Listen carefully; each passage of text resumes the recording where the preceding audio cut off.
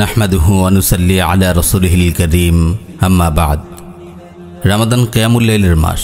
কিয়ামুল লাইল আদায়ের এত সুন্দর সুযোগ আর কোনো মাসে পাওয়া যায় না।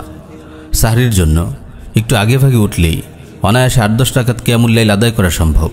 কেউ যদি রমাদান মাস জুড়ে মনোযোগের সঙ্গে কিয়ামুল লাইল আদায় করে, তবে ইনশাআল্লাহ এটি তার অভ্যাসে পরিণত হবে। প্রিয় ভাই ও বোন, রমাদানের সময়গুলো একে একে কেটে যাচ্ছে। রমাদানের মুবারক রাতগুলো একে একে শেষ হয়ে যাচ্ছে। আপনার কিয়ামুল লাইল আদায়ের তৌফিক হচ্ছে তো? এমন ভর ইবাদতের মৌসুমেও যদি আপনি তাহাজ্জুদ পড়তে না পারেন, তবে আর কবে পড়বেন? আল্লাহর প্রিয় বান্দারা রমাদান মাস জুড়ে নিয়মিত কিয়ামুল লাইল আদায় করেন।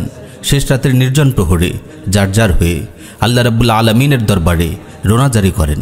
গুনাহগুলোর জন্য ক্ষমা চান। জাহান্নাম থেকে মুক্তির জন্য প্রাণ ভরে দোয়া করেন। আল্লাহ রাব্বুল আলামিন ইরশাদ করেন, তাতাজাফা জুনুবুহুম আনিল মাদাজিয়া, তাদের পার্শ্ব বিছানা থেকে আলাদা হয়ে যায়। ইমাম ইবনে কাসির রাহিমাহুল্লাহ এই আয়াতের ব্যাখ্যায় বলেন, তারা আরামের বিছানা ছেড়ে রাতের সালাত আদায় করে।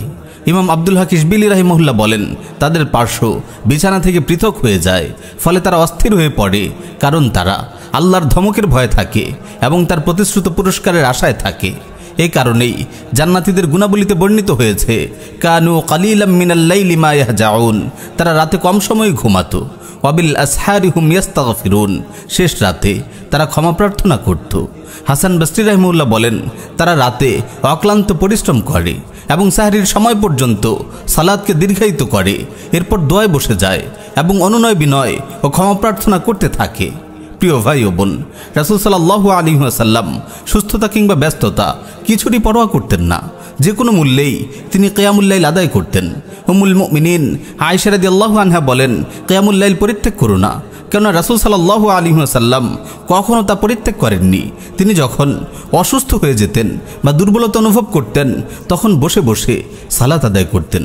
রাসূল সাল্লাল্লাহু আলাইহি ওয়াসাল্লাম যাদেরকে ভালোবাসতেন তাদেরকে তাহাজ্জুদের জন্য জাগিয়ে দিতেন।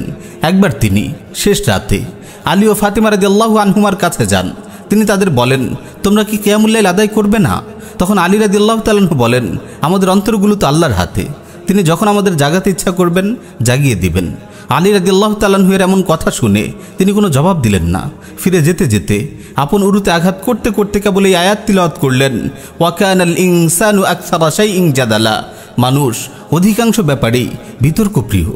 ইমাম তাবারি রাহিমাহুল্লাহ এই হাদিসের ব্যাখ্যায় বলেন, যদি রাসূল সাল্লাল্লাহু আলাইহি ওয়াসাল্লাম কিয়ামুল লাইলকে অধিক ফজিলতময় মনে না করতেন, তাহলে আপন কন্যা ও চাচাতো ভাইকে এমন সময় বিরক্ত করতেন না, যেই সময়টিকে আল্লাহ তাআলা সৃষ্টির জন্য প্রশান্তিদায়ক বানিয়েছেন।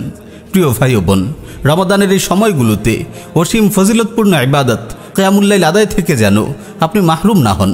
দোয়া করি রমাদানের শেষ রাতের মোবারক প্রহরগুলো আপনার জন্য নিয়ে আসুক রহমত, মাগফিরাত ও নাজাতের আসমানি সওগাত।